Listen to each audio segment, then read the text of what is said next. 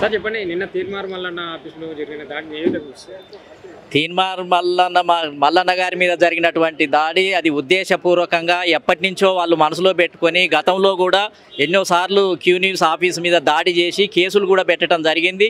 దీన్ని ఒక చిన్న సాకుగా తెలంగాణ ప్రాంతంలో ఈ పదము మల్లన్న గారు వాడినటువంటి పదము అది ఊత పదము, ఎవరు పడితే వాళ్ళే చెప్తారు అంటే మాకు దగ్గర సంబంధం లేదు అని అర్థం వచ్చటానికి చెప్పినటువంటి పదం.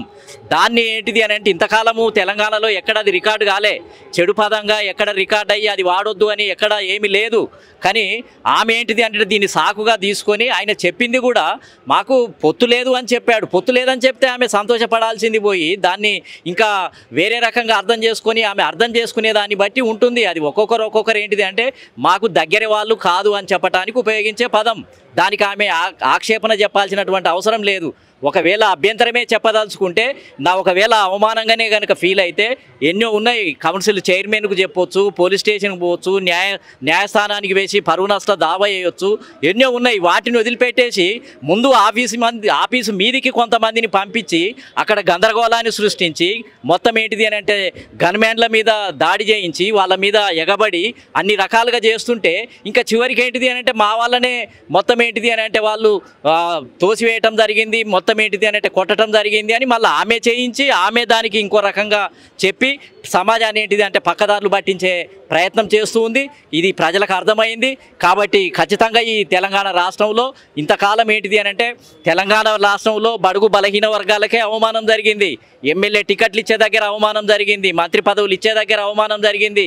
బీఆర్ఎస్లో ఇంతకాలం ఉంది, ఏనాడైనా బీసీలకు ఎమ్మెల్యే టికెట్లు ఎందుకు ఇవ్వటం లేదు, అసెంబ్లీ ముందు పెట్టు లేకపోతే మహిళా రిజర్వేషన్ బిల్లును ఆమోదించమని వేరే వాళ్ళకు నీతులు చెప్తున్నది. అంటే బీజేపీ ప్రభుత్వానికి మహిళా రిజర్వేషన్ బిల్లు ప్రవేశపెట్టమని ఆ పార్టీకి నీతులు చెప్తుంది, తన పార్టీకి నీతులు చెప్పడం లేదు. తన పార్టీలో ఇవ్వనటువంటి వాటిని ప్రశ్నించడం లేదు.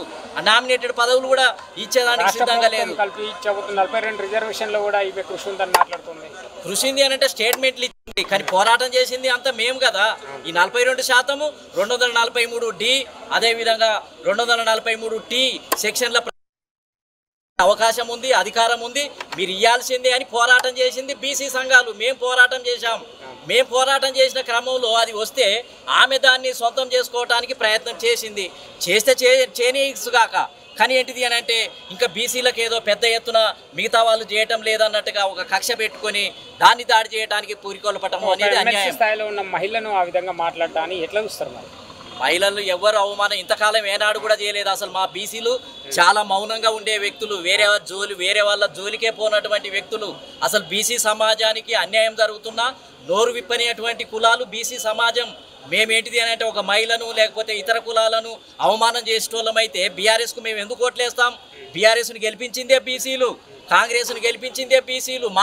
మాకున్న ఫలాలు రాకపోయినా, టికెట్లు ఇవ్వకపోయినా, మంత్రి పదవులు ఇవ్వకపోయినా, ముఖ్యమంత్రులు ఇవ్వకపోయినా త్యాగం చేసి ఇతరుల కోసం పాటుపడినటువంటి సమాజం ఏదన్నా ఉంది అని అంటే అది బీసీ సమాజమే. త్యాగాలకు మరో పేరు బీసీ సమాజం. అమాయకులు, తాను ముందు తినాలని అనుకోరు, ఎవరు తిన్నా పర్వాలేదు, తెలంగాణ అయితే రావాలి, తెలంగాణ రాష్ట్రం వస్తే మాకు సంతోషం అని త్యాగం చేసింది వాళ్ళు, వంట వార్పు చేసింది వాళ్ళు, మొత్తం ఏంటిది అని అంటే జేఏసీలు పెట్టింది వాళ్ళు, పాటలు పాడింది వాళ్ళు, కవితలు రాసింది వాళ్ళు, మొత్తం కేసీఆర్ను అందలం ఎక్కించింది వాళ్ళు. మొత్తం బీసీ సమాజమే ఈ బీఆర్ఎస్ను నిలబెడితే చివరికి ఏంటిది అని అంటే బీసీల మీదనే దాడి చేసే కుట్రకు నాంది పలికింది అని అంటే అది సరి అయింది కాదు. దీన్ని తిప్పికొడతాం. తెలంగాణ ప్రజలు ఏ సమయంలో ఎవరికి బుద్ధి చెప్పాలో కరెక్ట్గా తెలుసు, మాకు అన్నీ తెలుసు. ఇప్పుడు సమయం ఆసన్నమైంది. తెలంగాణ ప్రజలు ఇప్పుడు మేము మా ఓట్లను మేము వేసుకుంటాం, మేము పార్టీలను పెట్టుకుంటాం, మేము టికెట్లను ఇస్తాం. ఇప్పుడు మా వంతు వచ్చింది. ఇంతకాలం ఎవరెవరినో గెలిపించాం, ఎవరెవరినో నాయకులుగా చేశాం, ఎన్నో ఉద్యమాలను నిర్మించాం, కానీ మా గురించి మేము ఆలోచించలేదు. కానీ ఇప్పుడు ప్రజలు ఆ మనస్తత్వం వచ్చింది.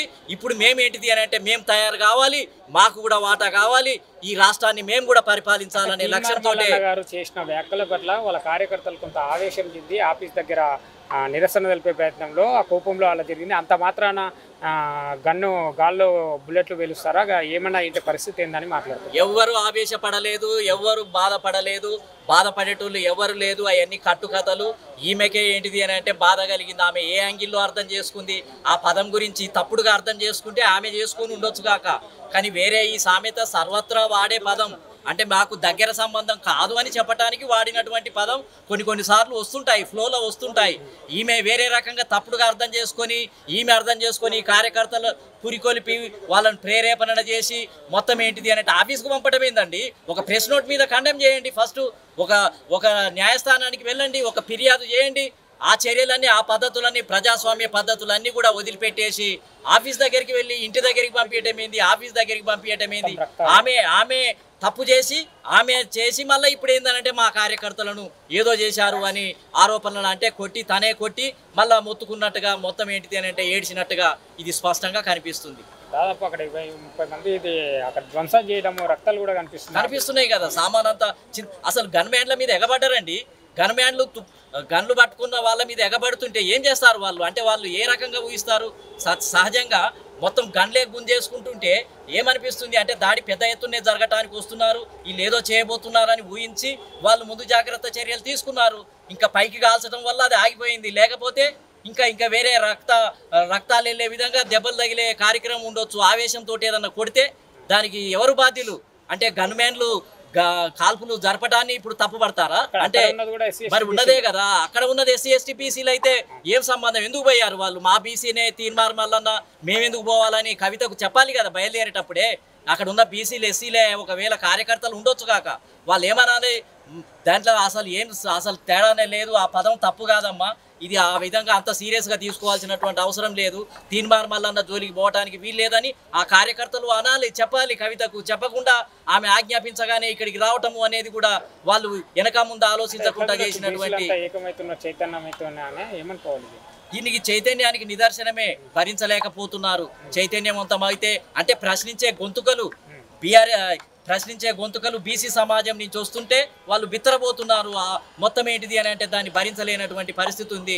కాబట్టి ఇంకా మేము అధికారం అడిగితే ఇంకా వాళ్ళకి ఎమ్మెల్యే వాళ్ళు ఏమని అనుకుంటున్నారు అని అంటే కేసీఆర్ తర్వాత కేటీఆర్ ముఖ్యమంత్రి కావాలనుకుంటున్నాడు, కేటీఆర్ తర్వాత కవిత ముఖ్యమంత్రి కావాలనుకుంటున్నారు, కాంగ్రెస్ నుంచి ఇంకా కొంతమంది అగ్రకులాలు ముఖ్యమంత్రులు కావాలనుకుంటున్నారు. అంటే ఇక లైను మొత్తం 50 సంవత్సరాల దాకా ఈ 2 పార్టీలు వీళ్ళ పార్టీలలో ఉన్నోళ్ళే ముఖ్యమంత్రులు అవుతారు. ఇప్పుడు మా వాటా ఏది? మేము ముఖ్యమంత్రులం కావద్దని అడిగినందుకు మా మీద అనేక రకాల కట్టుకథలు అబద్ధాలు ఆడి మమ్మల్ని అనేక రకాలుగా హ్యూమిలియేషన్ అంటే అనేక రకాలుగా అవమానాలు చేయడానికి ప్రయత్నం చేస్తున్నారు. కాబట్టి ఇది ఎంతో కాలం నడవదు. సరైనటువంటి సమయంలో చివరిగా జనాభా పరంగా అత్యధికంగా ఉన్న బీసీల తరఫు నుంచి కూడా బీసీల పార్టీ రాబోతున్నారు. బీసీల పార్టీ రాబోతుంది. 2028 ఎన్నికల్లో మేము పాల్గొనబోతున్నాం. ఎవరి జనాభా ప్రకారం మేమేమి అగ్రవర్ణాలకు వ్యతిరేకం కాదు. రెడ్డి సామాజిక వర్గం జనాభా ఎంత ఉందో వాళ్ళకు అన్ని సీట్లు ఇవ్వాల్సిందే, కోమట్లకు ఇవ్వాల్సిందే, బ్రాహ్మణులకు ఇవ్వాల్సిందే, అగ్రకులాలకు కూడా వాళ్ళ జనాభా ప్రకారం ఇవ్వాలని మేమే ఆదర్శవంతంగా మేము మాట్లాడుతున్నాం. మేము అన్ని వర్గాలకు జనాభా ప్రాతిపదికన అన్ని వర్గాలకు ఎమ్మెల్యే ఎంపీ టికెట్ల పంపిణీ జరగాలి, రాజ్యాధికార పంపిణీ జరగాలి. అది మేము చేస్తాము అని చెప్తున్నాం. మేమేమి వాళ్ళలాగా అందిన కాడికి గుంజుకొని ఒక రెడ్డి సామాజిక వర్గానికే పంపిణీ చేస్తాము, వెలవలకే ఇస్తాము అని మేము చెప్పడం లేదు. మేము చాలా ప్రజాస్వామ్యవాదులం. మేము ఖచ్చితంగా పంపిణీ అన్ని వర్గాలకు ఉండాలని కోరుకునే వాళ్ళం. కాబట్టి మేము ఈ రాష్ట్రంలో జనాభా ప్రకారం ఈ రాష్ట్రాన్ని అన్ని వర్గాలు ఏంటిది అని అంటే అసెంబ్లీలో మరి వాళ్ళ ప్రాతినిధ్యం ఉండాలి. ఇవాళ అసెంబ్లీలో నాయి బ్రాహ్మణులు లేరు, కుమ్మర్లు లేరు, వడ్డేర్లు లేరు. 130 కులాలు ఉంటే 40 కులాలకు ప్రాతినిధ్యం లేదు. అసెంబ్లీని మేము ఓపెన్ చేయాలి. మాకు మంత్రివర్గంలో స్థానాలు లేవు, హోమ్ మినిస్టర్లు ఇవ్వటం లేదు, మహిళా సంక్షేమ శాఖలు ఇవి మా వాళ్ళకి ఇస్తున్నారు, ఇంకా వేరే పదవులు ఇవ్వటం లేదు. అవమానం చేయటమే కదా. మేమేమన్నా అడిగామా? మీరు ఈ విధంగా ఇవ్వటం తప్పు అని మేము వాళ్ళ మీద దాడి చేశామా? కాబట్టి ఇవన్నీ కూడా రానున్న కాలంలో తేలిపోతాయి అని చెప్పి తెలియజేస్తున్నాను. VGR Naragoni, chairman, political justice front.